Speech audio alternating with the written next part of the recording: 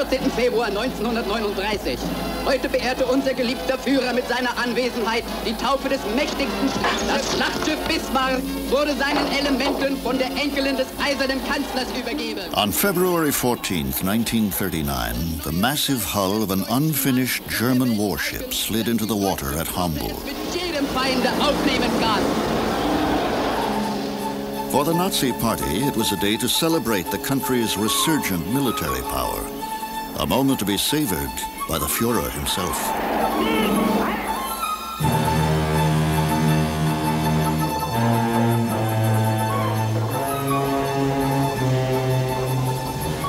Two years later, the ship was finally ready for action.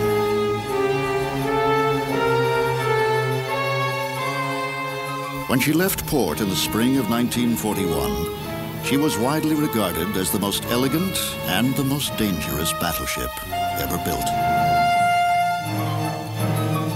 She would never return.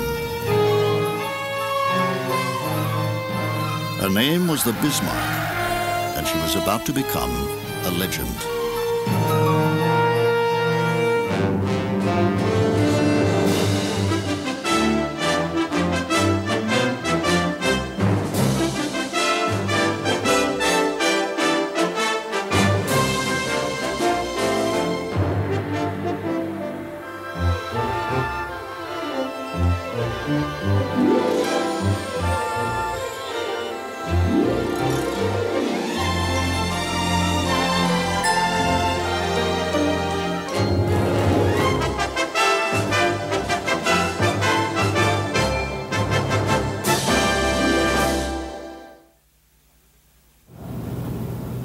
Summer 1988.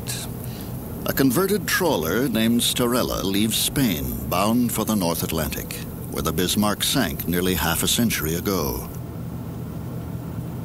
The story of what happened to the battleship during her brief moment on the world stage has captured the imagination of almost everyone who's heard it, including Bob Ballard, the man who found the Titanic. Now he's looking for the Bismarck. Come around to 153. 153. Ready, man? I knew the story of the Bismarck as a child. It was an elegant ship, a warship. It was very much like the Titanic in the sense it was on a maiden voyage. It had such a short life and a very exciting and violent life. I mean, it was alive for less than 2 weeks at sea. It's an exciting story. To find it gives you the opportunity to retell it to a new generation of people. Even before the search begins, Ballard is feeling the pressure. Well, I won't find it. I'll be disappointed, obviously. So will a lot of other people. But it was sort of interesting on this one. When I did the Titanic, no one believed I would find it. Now no one believes I won't find the Bismarck, and I don't think I preferred when they didn't think I would find it. If the Bismarck is as elusive today as she was half a century ago, Ballard has his work cut out for him. 1941, Monday, May 19th. The Bismarck leaves German waters on her first mission. What her commanders hope will be a 3-month reign of terror on British shipping in the North Atlantic.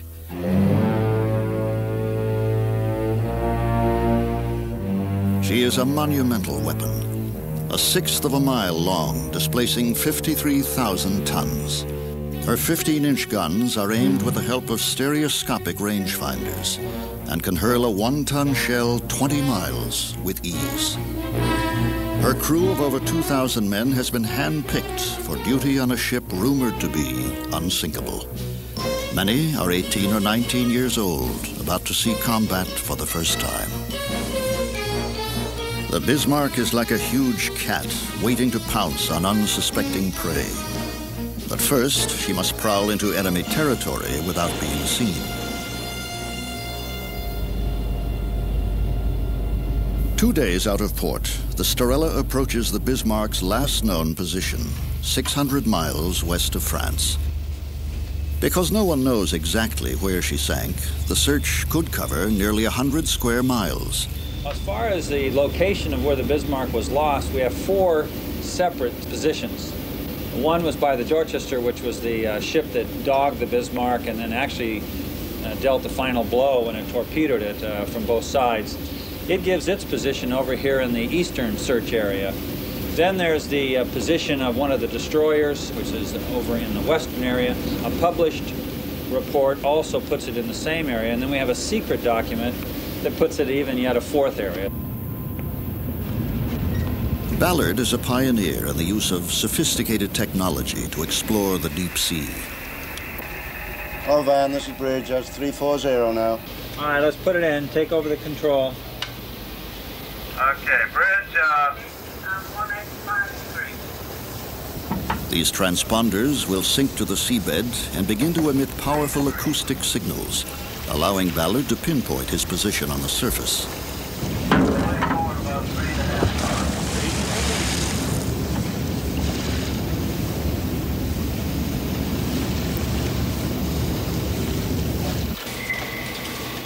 Sonar provides his first glimpse of the terrain lying 3 miles beneath the ship. So I should pick up bottom right here. Got a hell of a long ways to go. Looks pretty gruesome. Looks real gruesome. I don't know, the worst is looking like it's with us. It's horrible topography, huge mountains, solid rock, hand-to-hand combat. Where we dropped the first transponder was nice and flat, but the second transponder went in near a mountain, and trying to get to the third, we're in solid mountains, which is just, you know, horrible. Ballard is worried that the rugged topography below will make it dangerous to maneuver Argo, an underwater sled carrying video cameras, lights, and sonar equipment. Argo is designed to photograph the bottom while skimming just above the pitch-dark seabed at the end of miles of cable. My biggest fear is losing the vehicle, because that's the biggest fear you got. It's hanging up on a cliff and cutting your cable, and then losing it. I've come close before. I don't want to do that again. Ballard decides to avoid the mountains and focus his search on the flat mud plains to the west. For the men who operate Argo, like Ballard's son, Todd, the long watch is just beginning.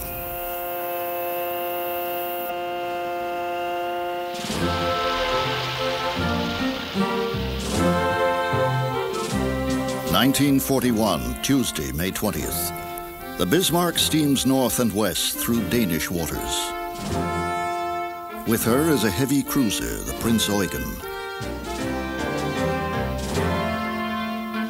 For the men aboard the Bismarck, the times couldn't be better. The war in Europe is nearly 2 years old, and Germany still hasn't suffered a significant military defeat. Hitler's troops occupy most of Europe. The German Luftwaffe is carrying out bombing raids against Britain, which stands alone against the Nazi advance. Only England and her legendary sea power stands between Germany and victory. But even the Royal Navy has never done battle with a ship quite like the Bismarck. And the idea was that the Bismarck would break out into the Atlantic with the cruiser Prince Eugen, and she would spend a 3-month cruise going up and down the Atlantic, sinking all the ships, bringing from America the food, the petrol, the ammunition that was keeping us going, keeping the war going.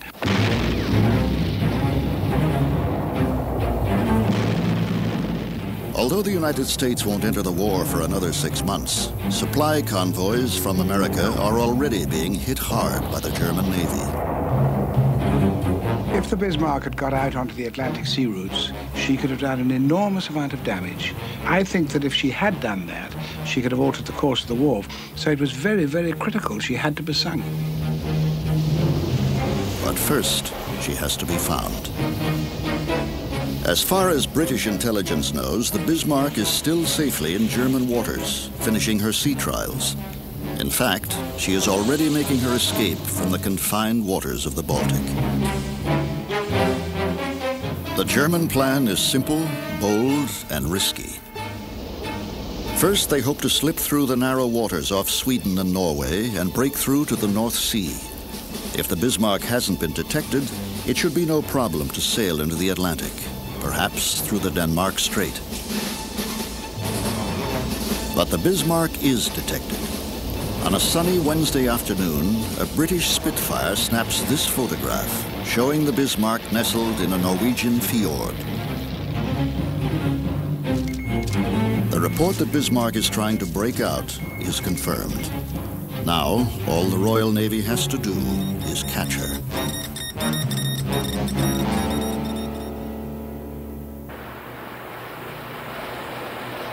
Summer 1988. Aboard the Starella, only 2 days have passed since the hunt for Bismarck began, and already Ballard believes he's picked up the scent. Argo is sending back images of a debris trail left by a sinking ship. That trail should lead Ballard to the wreck. Coming in.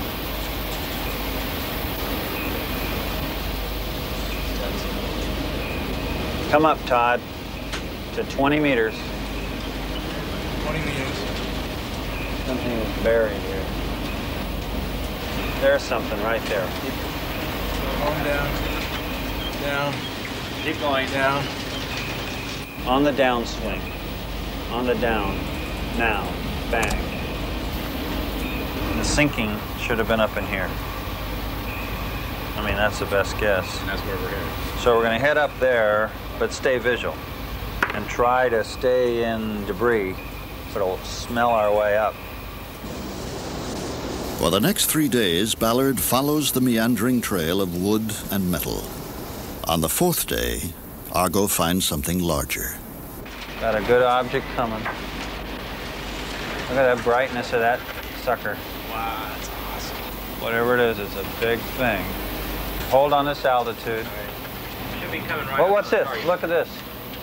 This is what we've come for. Look at that strike. There's some hull section right here.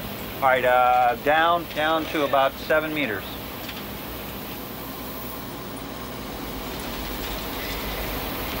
Yeah. Kaboom. What Ballard has found is an impact crater where some large object appears to lie buried. But what kind of object? You can see the debris trail. So you have very light stuff getting bigger, splack. So I think it went down to the bottom and went right in. I'm pretty confident that it's the Bismarck. We have total coverage of the area. And I think as we produce our data and process it, our case will get stronger, not weaker. Believing that he has found the Bismarck, Ballard has Argo hoisted from the water and the Starella turns for home. What we got to do now is to go home and take a closer look at the photographs and see if we can spot something that says, yes, this is the Bismarck, or no, it's not. The photographs give Ballard the definitive answer he's been looking for, but not the one he wanted. It's a rudder. And then there was a teak rudder. I mean, a brand new, beautifully preserved teak rudder. Now, I know that Bismarck was hit in the rudder. Maybe that's, and I thought, oh, it had a teak rudder, but obviously it wasn't the Bismarck. And that image was sort of like a stake in your heart. I mean, I just looked at that, and there was no way I could rationalize around that. It was clearly belonged to a sailing ship. Instead of the Bismarck, Ballard has stumbled upon the wreck of a 19th century schooner. Round one to the Bismarck.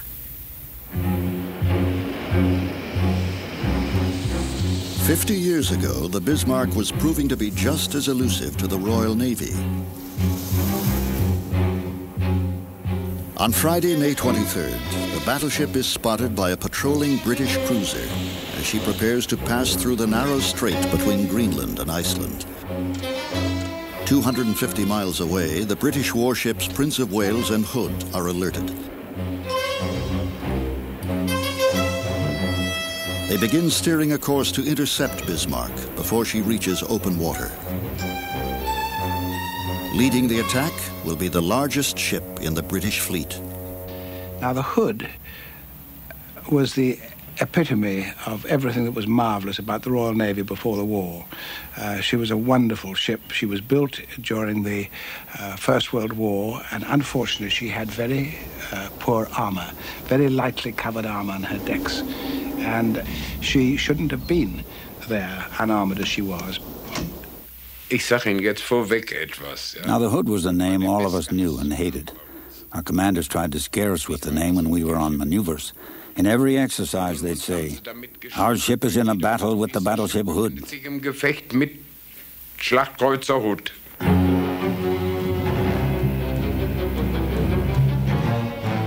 Saturday morning, May 24th, the two Titans spot each other. At a distance of about 14 miles, the Hood opens fire.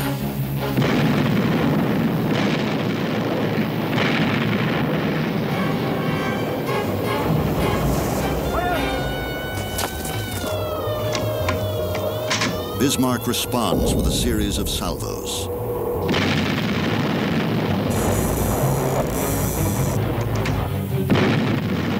One of Bismarck's shells penetrates the Hood's thinly armored decks and ignites her aft powder magazines. The resulting firestorm rips the Hood in half. All I saw was a gigantic sheet of flame which shot round the front of the compass platform.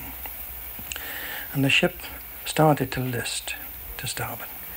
We were all thrown off our feet. There was no order given to abandon ship. It wasn't necessary.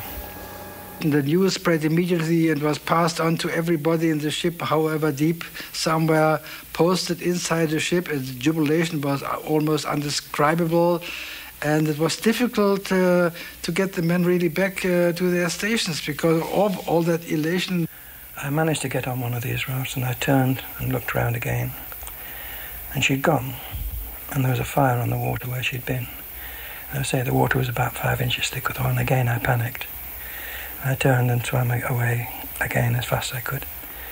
And when I looked round again, the fire had gone out. And over on the other side were the other two.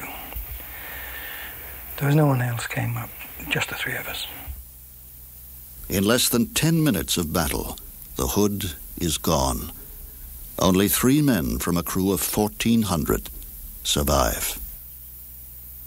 When this news was received in England, it was received with the greatest shock. It was as much of a shock to us in England as Pearl Harbor was to America. We couldn't believe that a ship which epitomized the Royal Navy and all our successes in the past could end within a few minutes, could end her life. And people said, well, what next? I mean, if the Bismarck can sink the Hood in 6 minutes, what else can she do? Summer 1989. A year after coming up empty-handed, Ballard prepares to renew his search aboard the Star Hercules. Well, we learned a lot last year, mostly where the Bismarck wasn't. We got a better ship, a better winch system, and we can finally take on the mountains. It's just too dangerous last year. I'm not too excited about going into the mountains even now, but I've run out of choices. This is the one of the reported positions here, another one here, and then here. So the new search area for this year is roughly 6 miles east-west by 5 miles. Now the transponder's Kathy are where right now? We've got A here, got B out here, and C up here. So running throughout this area is a tremendous wall that we have to worry about. In fact, this shows the wall, and it's fairly dramatic. It rises 1,000 feet from here all the way up to the top. So we have to worry about coming in and crashing into that wall. The winch we have is very powerful, and it's capable of breaking the cable. If you get it up and you get it trapped, think of it as a 20-pound trout on a 5-pound test line. Do not try to reel it in, because the trout will just break that 5-pound test and the winch will just break the cable. So pay it out, give it line. It takes Argo over 2 hours to reach the ocean floor, 3 miles down. Its only connection to the surface ship is a length of cable less than an inch thick. Once in position, Argo can search the bottom for days. But first, it must drop through realms of unimaginable darkness under the full weight of the sea.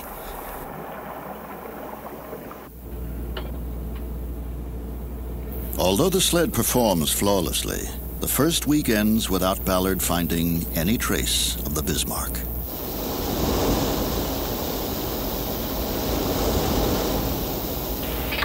Well, the good news is the area we were so terrified of last year to the east isn't so bad. The bad news is we haven't found it. We've covered over 40 miles now along the bottom in an area of 30 square miles. And we haven't picked up any other than mud and rocks. I mean, it's an interesting geologic feature, but that's not why I'm here.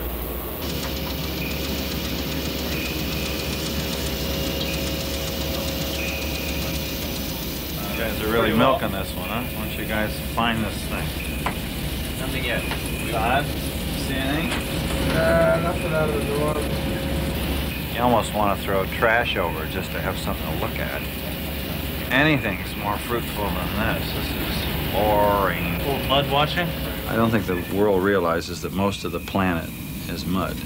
And I think I've looked at more mud than anyone else. Yeah, I think that's the worst part of any search, is just the boredom and hours and hours and hours of mud. And that's what I'm worried about, is fatigue setting in and people just going right by it and not seeing it.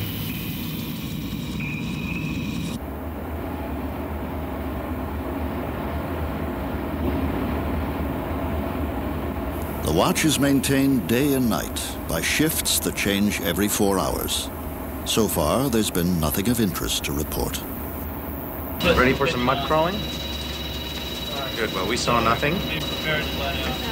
Right, you want to be 200 meters south. South of that position, okay. Which is going to be... Program 12. Relieve you. And I'm relieved. Thank you. Have fun.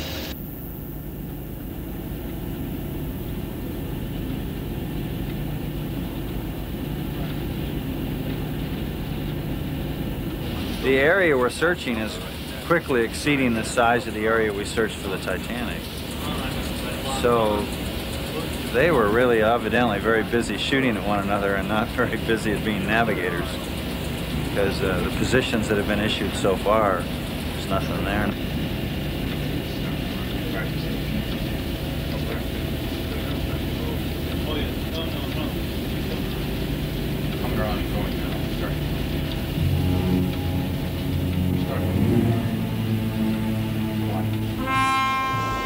Saturday, May 24th, 1941. 1 hour after sinking the Hood, the Bismarck's commanders decide to return the ship to occupied France to repair damage suffered in the battle.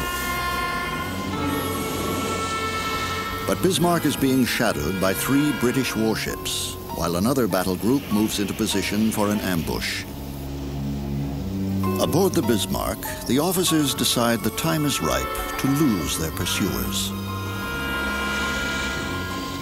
And then came this dramatic event in the middle of the night when the captain of the Bismarck put the wheel hard a starboard and did a tremendous loop right out to the west and right back, crossed his own track, crossed the track of the Prince of Wales and the cruisers that were following him, and disappeared.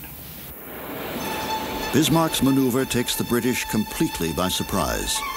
While they search 100 miles to the north, the Bismarck sails closer and closer to safety. 31 hours pass as the distance between Bismarck and the ships frantically looking for her widens. Then, on Monday morning, there is a sudden change in the fortunes of war. A Catalina flying boat, cruising just below the low-hanging clouds, spots a dull black shape on the choppy seas. It is the Bismarck. She is less than a day's sail from the protection of Luftwaffe bombers stationed in France. Most of the British ships are well to the northwest, while others lie south, all too far away to catch up. Only one ship has a chance to slow the Bismarck down before she reaches port, the aircraft carrier Ark Royal.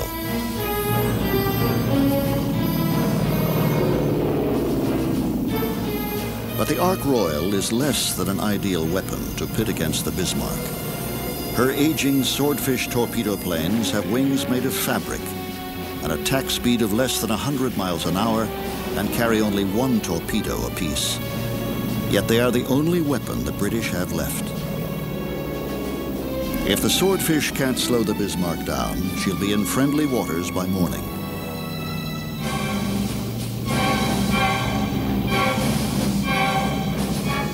With night closing in, the tiny swordfish race across the darkening skies. At 8:53 p.m., they spot the Bismarck and attack. Da kamen sie gegen Abend. They came in the evening, in the twilight. Sind sie angekommen. The sea was rough when we opened fire. We shot and shot, but what good did it do? We fired so much our gun barrels had to be cooled down. So viel rausgeschossen, dass die Rohre gekühlt werden mussten. One of the swordfish torpedoes hits Bismarck amidships, causing minor damage. But another strikes the battleship in the only place she is vulnerable, her rudders. Bismarck's steering gear jams. Now she can only move in one direction, northwest, directly toward the onrushing British fleet. And we couldn't understand it when we got a signal from the Ark Royal and the Sheffield saying course of Bismarck is now due north, when up to that point it had been due south, or at least southeast. And we thought they made a mistake. It's very easy when you see a ship in the distance in the haze. It's awfully uncertain whether it's going from left to right or right to left. And we thought, oh, they made a mistake, silly old thing. They should know better than that. And then when it was repeated 2 or 3 times, we suddenly realized that the Bismarck had been delivered into our hands. Summer 1989. The Star Hercules has been crisscrossing the seabed for over 200 hours without finding a trace of wreckage. On the 9th day of the hunt, that begins to change. Yeah, there's something nearby. No, it's just, this whole area is like someone really disrupted it. I mean, it's flat. We're just getting little snippets. There's some little stuff. Forward. Oops, look at that. Look at that right there. Forward. That's obviously man-made, no doubt about that. Light stuff. What did that one off to the right look like on your guy? It wasn't a shadow. Yeah, but it could be an impact crater. Could be. We came in on the debris about 17 hours ago, and we found a big section of wreckage. And we got burnt last year, and we don't want to repeat that. We want a definitive, Bismarck, okay? We're not getting it, and it's frustrating. It takes hours and hours and hours, and I haven't slept for 17 hours, and I'm getting tired. The trail of clues on the ocean floor is tantalizingly human. A boot, a lantern torn from a sinking ship. But was it the Bismarck?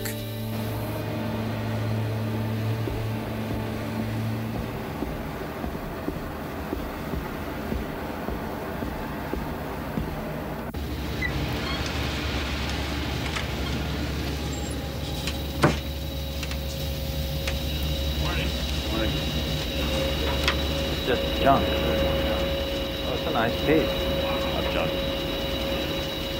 You ready? Fire. Each hour brings new discoveries and a renewed sense that they're closing in on the quarry. There's circles. Go down.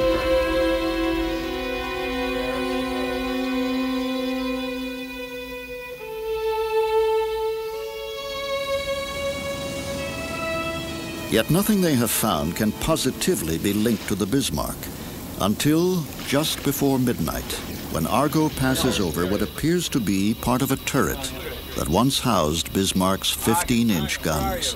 Here. There. Back up. No, back. Reverse it. Back. Right there. All right, now run. That's just a long. That's it. You got it. Close.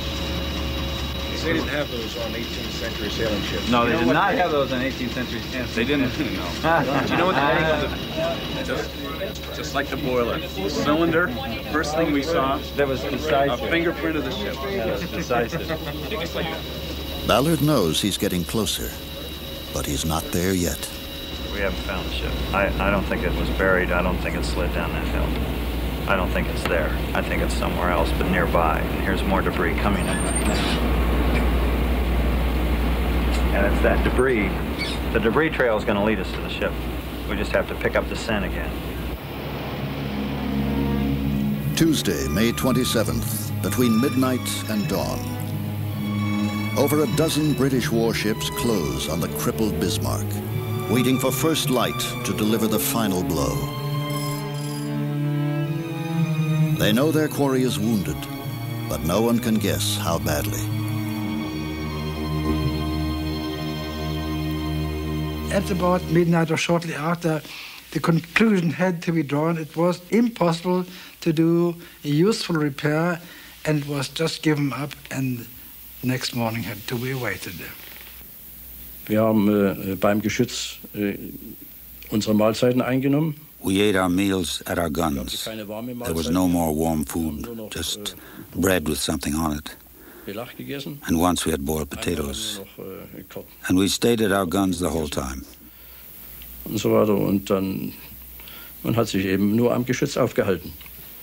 And this was perhaps the most difficult, the most dreadful part of the entire operation, as far as I remember. The certainty, you could not escape anymore, you couldn't do anything, and you could probably not do anything equal up to the battle that would be shaping up next morning. It was like a sentence of death. Tuesday, May 27th. 2 hours after sunrise, the Rodney and King George V finally spot the Bismarck emerging from a rain squall. Battle stations are called. At 8:47 a.m., the British warships open fire.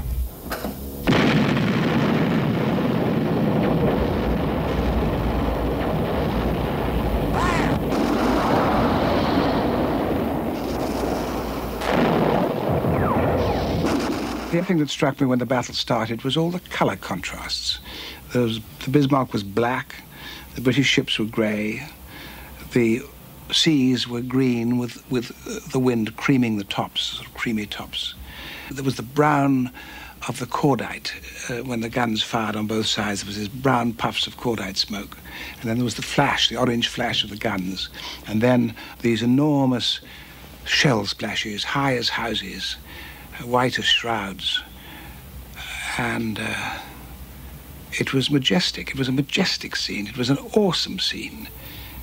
And I can see it today as clearly as I saw it then.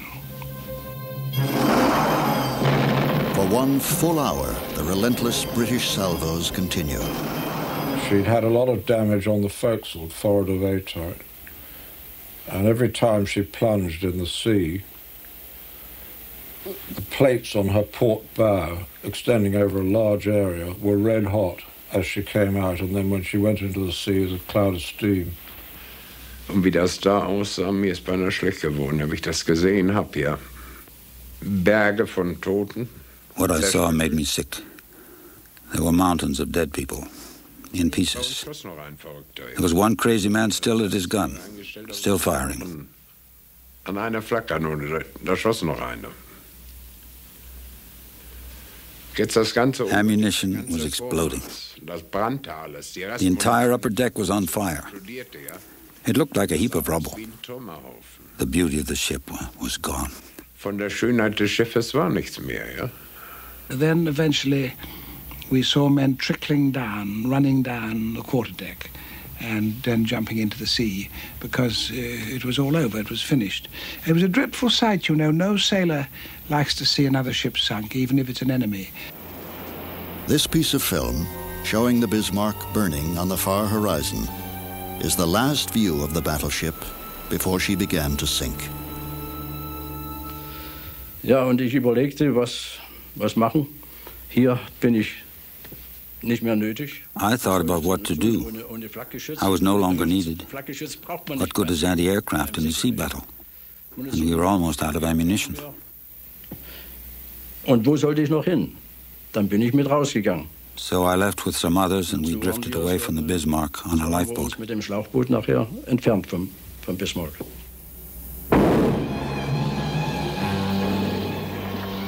The Admiral decided the only way to sink her was to torpedo her. So we went in close and fired our torpedoes.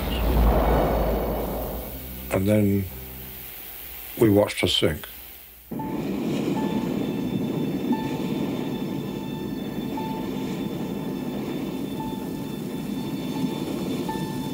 Thursday, June 8th, 1989.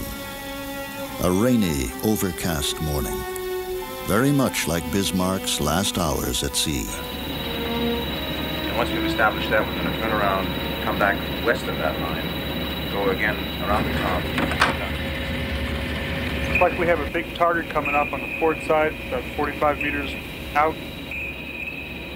Closing on the target, it's about 30 meters ahead. All right. Still closing. Staying dark. Staying strong. A lot of debris, port starboard. Still closing, real strong. This is a strong one, guys. This could be it. Gun decks. Incredible. Gun decks, right across the bridge.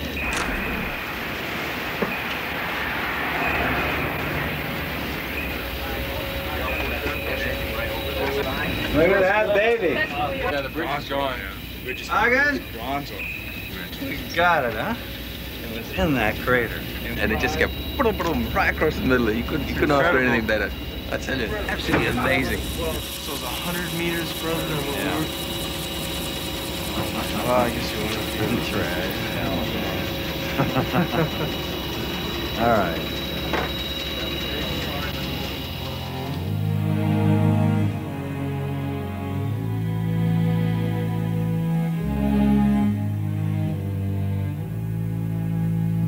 Our ship was at the very spot that the Bismarck must have been, with all the rounds coming, the total chaos and confusion, splashes, the impacting rounds, the explosions going off, the fire burning, just the tremendous carnage that took place.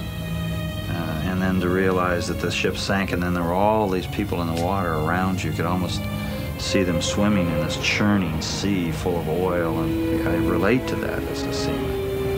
How awful that would be.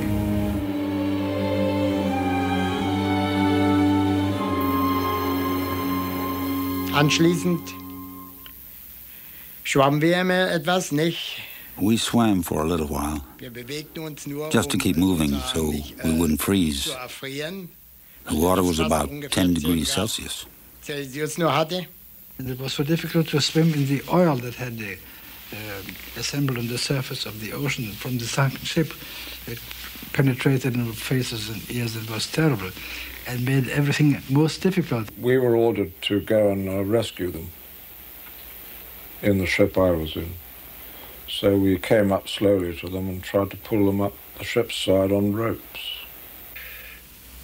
I remember a story that spread right away on the Dorsetshire.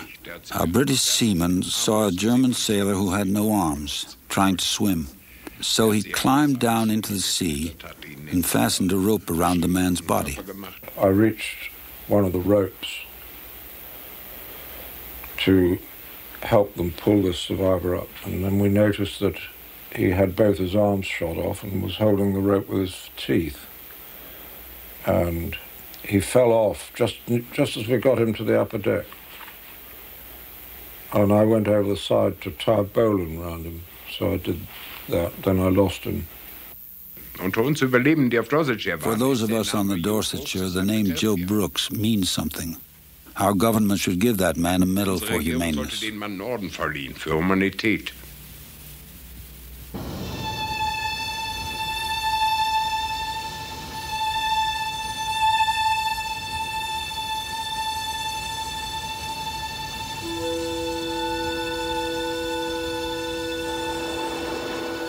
In the days following the discovery of the Bismarck, Argo maneuvers slowly around the half-buried hull, trying to determine the extent of the damage.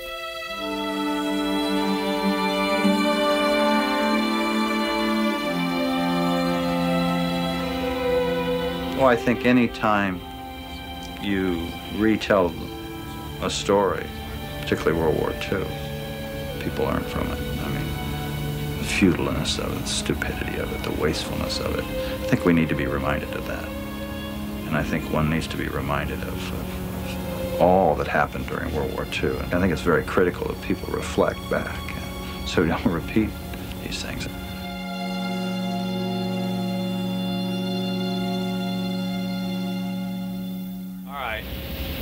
All right, Martin, sequence through. Okay, what's it? Stop, what's that? Looks like all right, down, look. It's a swastika, look at it. Is it a swastika? It's a cross. A cross? No, it's not a cross. Oh, you can see the lower leg. That's a swastika. It's a swastika. It's a swastika, yeah. Part of it's covered up by the sediment, and the other part is chopped off. All right, down, look. Möge die begleiten der einzigen Handlungen auf den glückhaften Fahrten im Frieden. Möge aber, wenn es sehr notwendig sein sollte, ihnen weit voranleuchten in den Stunden schwerster Pflichterfüllung. Mit diesem heißen Wunsch begrüßt das deutsche Volk sein neues Schlachtschiff Bismarck.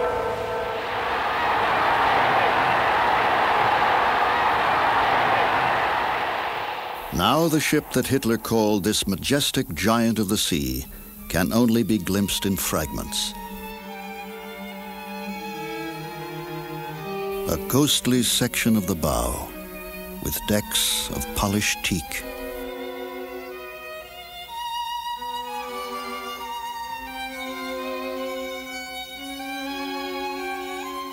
Bismarck's 15-inch guns, once held in place by their own weight, fell free when she rolled underwater.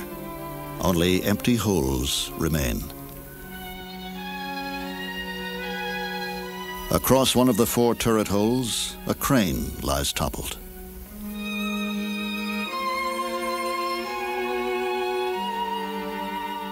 Much of the forward superstructure was destroyed, but the open bridge and conning tower still remain.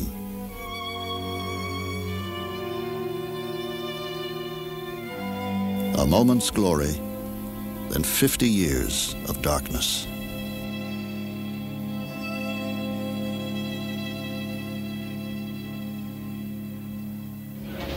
We got it all. I mean, there's absolutely no, the whole ship is here. We're missing, it looks like, all the big turrets, but almost all the other armament is present on the ship. We're only missing the big guns. Although the 4 main turrets are gone, Bismarck's smaller guns remain in place, as if still menacing the sea. That's gone. I'm sure the stack's gone, but... Okay, we need to... This gun is lost.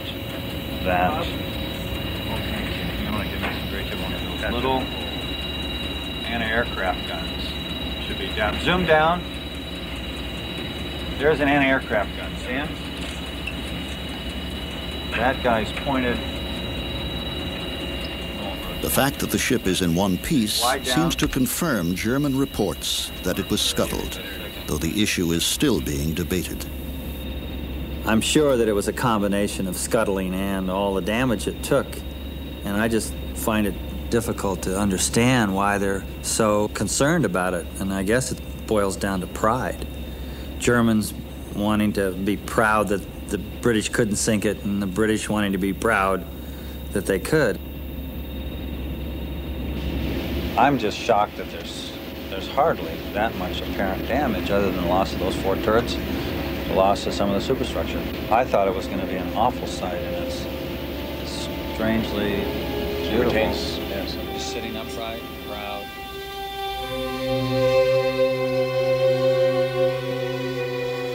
The Bismarck survivors have been in the water over an hour when the British cruiser Dorsetshire arrives to pull them from the sea. The rescue effort has hardly begun when the Dorsetshure's captain gets a report that a German U-boat has been spotted. In an action that remains controversial to this day, he orders a retreat. The question runs through my head all the time. Why did Captain Martin stop the rescue while so many hundreds of men were still in the water? I can only interpret it as an act of revenge for what happened to the Hood, which sank with all her crew except for the 3 men who were rescued.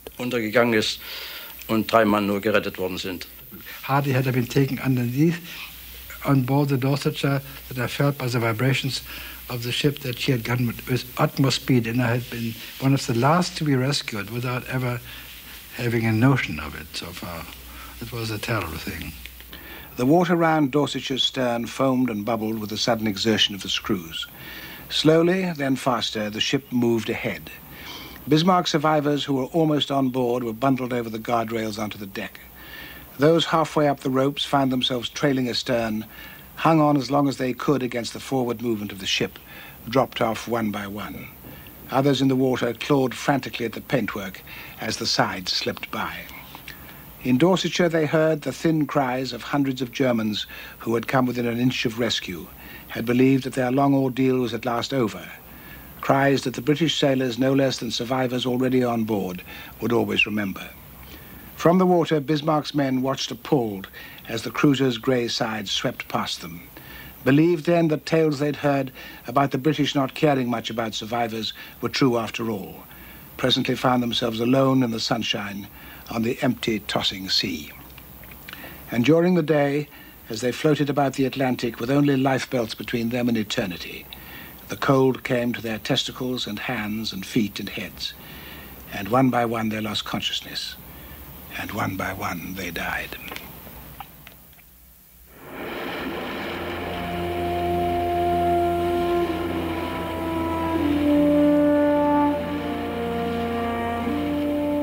One of the German sailors rescued by the Dorsetshire dies the following day and is buried at sea. The chaplain was there with some British crewmen, and we stood across from them, face to face, just staring at each other, not sure what was happening.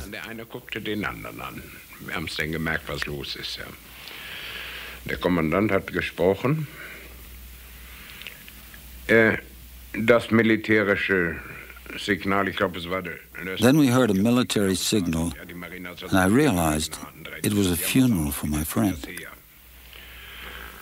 Und dann hat sich einer von meinen Kameraden eine Mundharmonika geliehen. Und one of us borrowed a harmonica and played Ich hatte einen Kamerad. I once had a comrade. The British had tears in their eyes, just like us. He had stood next to me. He had marched by my side. Er stand an meiner Seite, ja. Das war es ja in die auch nicht. Er ging an meiner Seite, ja.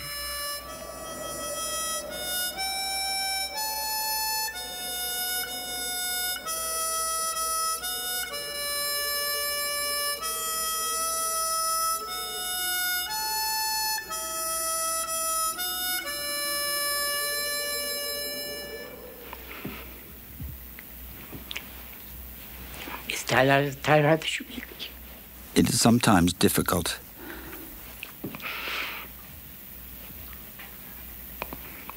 Wenn man immer wieder daran erinnert wird. To be reminded all the time. Die können vielleicht das nicht verstehen, aber... It's hard to explain. Einen Teil freut man sich und auf der anderen Seite... On one hand, you're glad you survived. Wird man immer wieder in die Vergangenheit reingerissen. But then you are pulled back into the past again.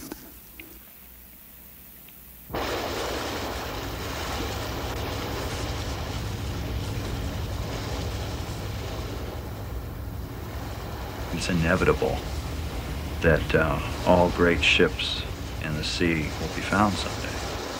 I think the key thing is, how do we treat it? I mean, what's our reaction to it? Do we treat it respectfully? Do we We not touch it, not disturb it, do it with respect. To me, the Bismarck's the war grave.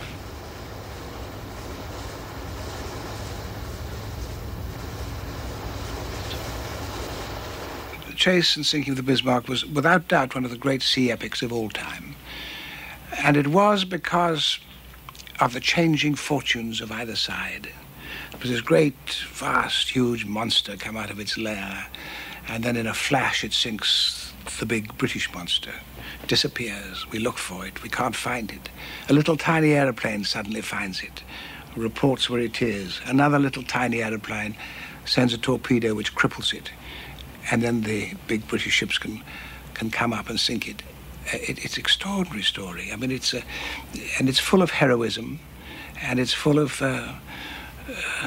heroism, and it's full of pride on both sides. I mean, these were wonderful ships, and the impersonality of it all. You see, we all fired at each other without seeing the enemy. We never saw the enemy at all. The only time I ever saw the enemy was when this little trickle of men ran down on the Bismarck's quarterdeck and jumped into the sea.